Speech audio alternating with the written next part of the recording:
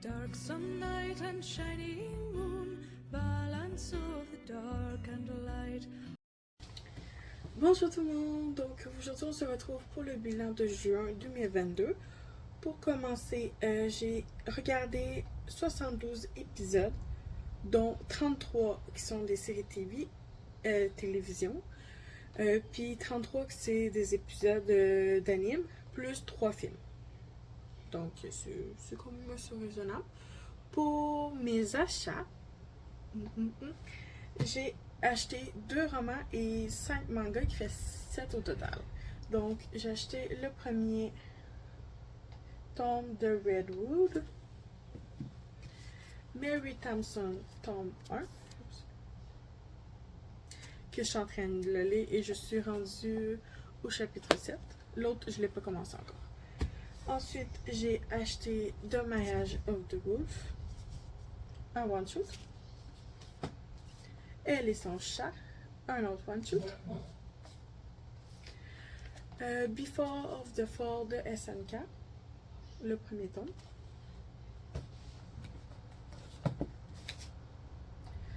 The Prince, Demon Prince et Momoshi, le tome 1. J'ai acheté malheureusement le tome 2 au lieu du tome 1 du livret des sorcières, qui est très épais quand même. Puis la texture est style plus cartonné, donc c'est agréable au toucher. Je n'ai pas fait de marathon lecture, donc ça sera sûrement au prochain mois que présentement il est commencé. Parce qu'aujourd'hui on est le 3 juillet, donc cette vidéo-là est un petit peu en retard. Donc pour ma lecture, j'ai bien sûr lu celui-ci. J'ai été surtout attirée par le fait que il y avait des oreilles de renard. Mais vraiment, j'ai été vraiment subjuguée par la beauté des images. Genre, vraiment, là. Juste la première page qui est en couleur, là. Regardez comment c'est beau.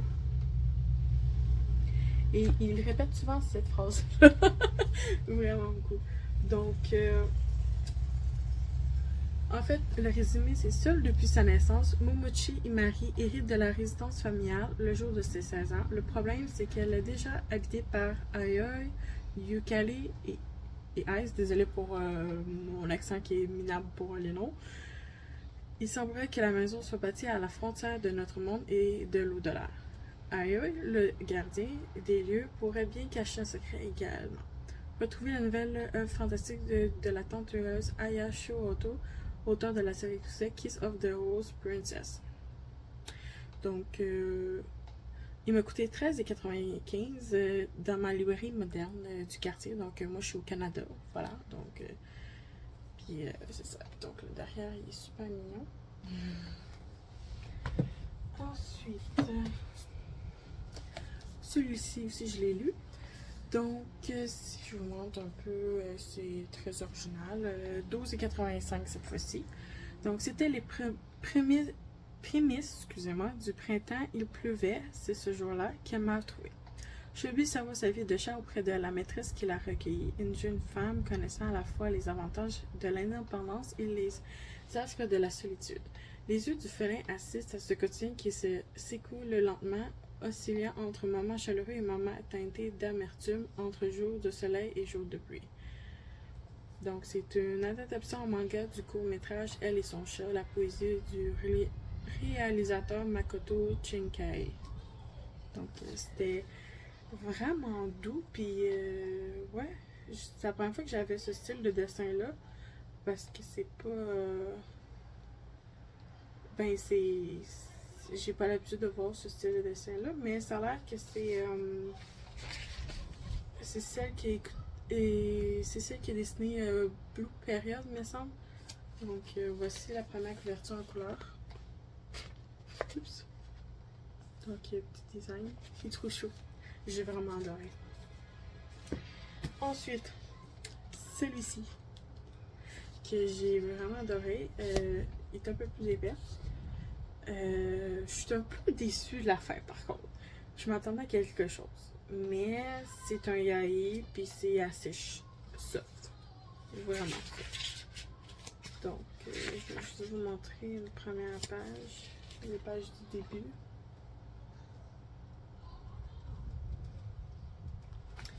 Donc, en arrière, c'est ça. Donc, ça m'a coûté 16,95 $. Pour sauver son village de la famine, Cade de la tribu des lapins est envoyé dans la tribu des loups pour se marier avec le fils d'une grande famille influente. Tiraillé entre plusieurs émotions, Cade décide d'accepter son sort et de construire son propre bonheur au sein de la tribu des loups. Mais le camp passe très mal entre lui et son fiancé Ren, qui se montre très froid avec lui sans aucune explication. Cade ne se sent pas à son aise, surtout lorsque Ren lui explique un peu brutalement que s'il vous donnait son partenaire, il lui faudra passer par une période d'acclimatation appelée le Kaitaga. Plongé dans l'univers de la tribu des loups et découvrir le véritable secret du mariage de Cade et de Ren, les deux garçons parviendront-ils à surmonter ce qui les sépare? J'ai vraiment adoré. C'est... genre vraiment, là, j'ai eu des frissons du début à la fin, mais j'ai été déçue par la fin. Je m'attendais à plus de visuels. Donc, pour savoir qu'est-ce que je veux dire, vous avez juste à le lire. Ensuite, j'ai commencé celle-là et je ne l'ai pas toujours finie. Je suis rendue au chapitre 7 à page 51. Mais en gros, c'est Mary Tansum est mécanicienne, dure à cuire et un être à part. Fille d'un Indien Blackfoot, elle incarne les mythes amérindiens assez vivaces en dépit des persécutions. Elle est une changeuse qui peut prendre la forme d'un coyote. Élevée puis abandonnée par les loups, elle n'est nulle part à sa place. Pourtant, lorsqu'un meurtre sinistre survient et que la fille de son voisin disparaît, Mercy se résout à retourner sur les traces de son passé et s'aventure dans les montagnes sauvages du Montana. Donc, en fait, celui-là, Mary Tansum, c'est comme une liaison avec Alpha et Omega. Donc, c'est pour ça que j'ai commencé par celle-là et non par Red Wolf. C'est ça, Red Wolf? Ouais, Redwood, excuse.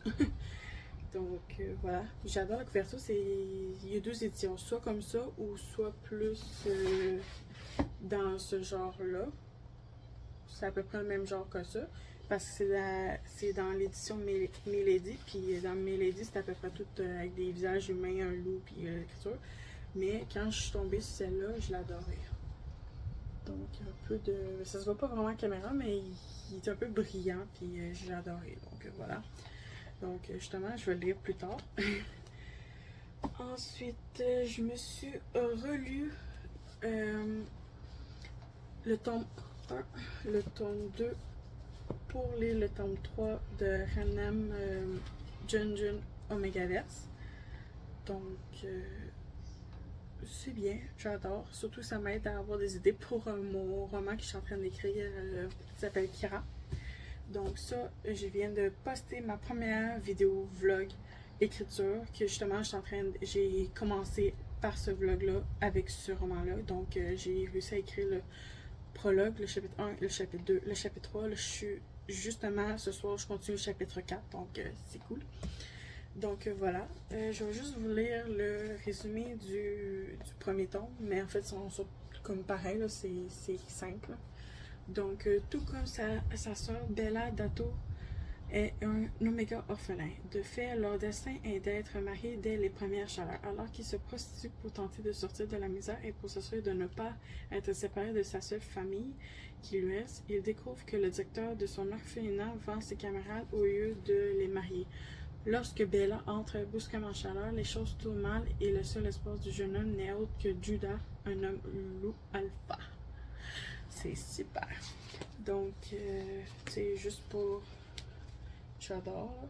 Je vais vous montrer ceux du tome 2. Ça se pour rien, là. C'est juste... le loup, c'est Judah, puis sinon, c'est Dato, là. Donc, ça se pour absolument rien, là. C'est juste des belles images. Mais moi qui les ai lus, je trouve que voir les images, ça décrit pas mal le livre en tant que tel. Donc, voilà. Ensuite... j'ai lu ce livre-là. Dès que je l'ai acheté, en fait, j'ai sauté dessus. Donc, celui-ci. En arrière, c'est comme ça.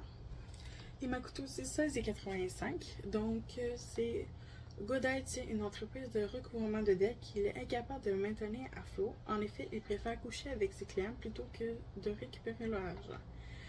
Kanekura lui fait partie des victimes collatérales de ce système. Son père endetté a disparu. Il est le seul à pouvoir aux besoins de sa grand-mère et de son petit frère. Heureusement, c'est Godai qui est chargé de son recouvrement. C'est pour 18 ans et plus. Ok. Oui, regarde, je vais juste vous montrer la première page, ça vous dit tout. Hein? Pour ceux qui n'aiment pas le yaï, c'est sûr que n'allez surtout pas prendre ça. Vous pourrez prendre Marriage of the Wolf, ça oui, c'est assez soft, mais ça, c'est art. Ensuite, un autre manga yaoi très doux qui s'appelle Comment défier le destin chez la collection Anna. Voici. Et Boy Love, l'autre aussi était de Boy Love. Donc en arrière, c'est ça. Donc le résumé, Kamisaya Koharu peut voir et couper les fils du destin qui lie chaque être humain à ses relations, quelles qu'elles soient haineuses ou pleines d'amour. C'est en vendant ce type de service qu'il rencontre arabe, beau, gentil et très doué au lit.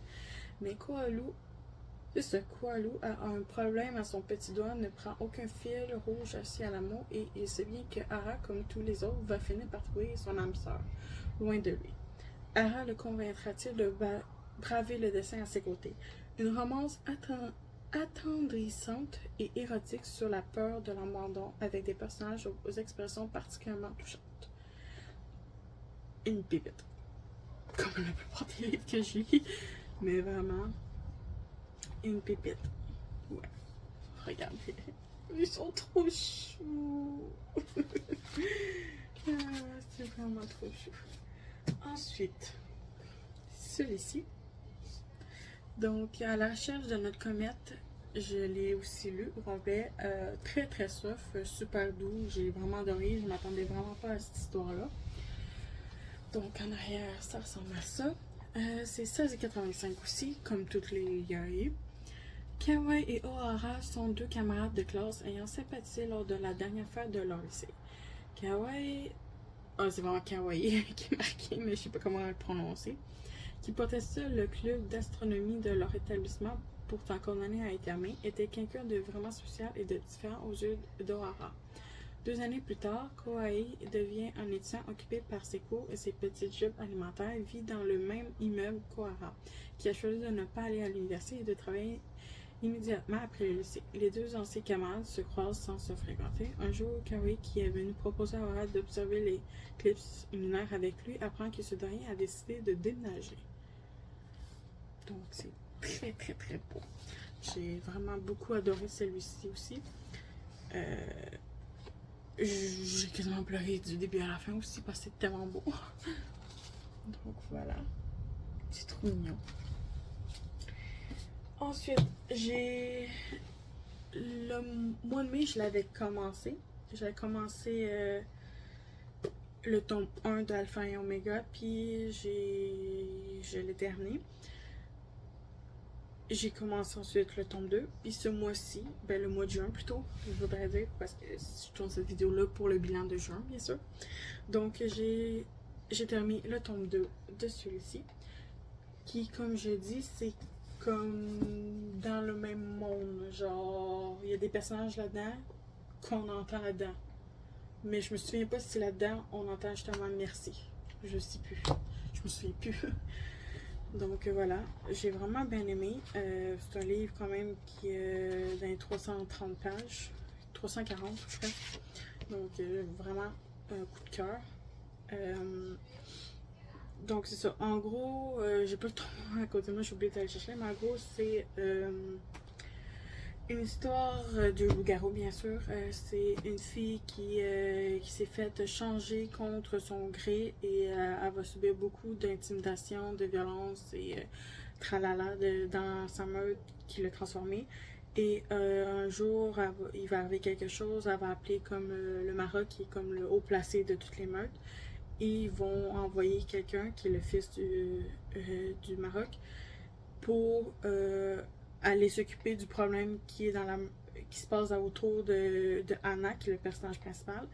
Et ben ça va donner que Anna et Charles vont avoir une relation assez particulière.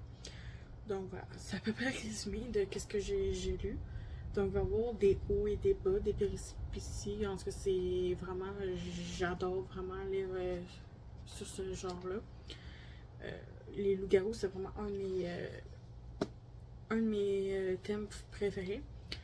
Et ben, Patricia Bridge est devenue, grâce à celui-ci, puis Mercy Thompson, une de mes autrices préférées. Ouais. Ensuite, pour finir, j'ai lu quelques pages, 34 pages pour être exact, de celui-ci. Donc, c'est simple, à l'intérieur, c'est comme des sections, là. Puis, à chaque fin de... Ouais. À chaque fin de chapitre, il y a comme en savoir plus, des titres encadrés comme ça. Ça parle de sorcellerie pour nous aider dans notre pratique spirituelle personnelle, des conseils, des avis, des rituels, plein de choses. Donc, ça me permet d'en lire. J'ai pas tous les jours, mais je suis censée lire comme un chapitre ou une section par jour. Puis je le fais pas tout le temps parce que, disons que vu que je dors beaucoup, j'écris beaucoup de soir et de nuit, puis après ça je dors comme un bon 9-10 heures, donc ça fait que ma journée est raccourcie. Puis là, s'il faut que je monte je fais mes montages vidéo et tout, ça raccourcit beaucoup mes journées. Donc voici le bilan lecture achat. J'espère que cette vidéo vous a plu. Si vous avez des commentaires, des avis, des choses à dire, des mangas ou des romans que vous avez lus, juste me l'indiquer en commentaire pour qu'on puisse en discuter. Sinon, laissez un pouce bleu, abonnez-vous et à bientôt!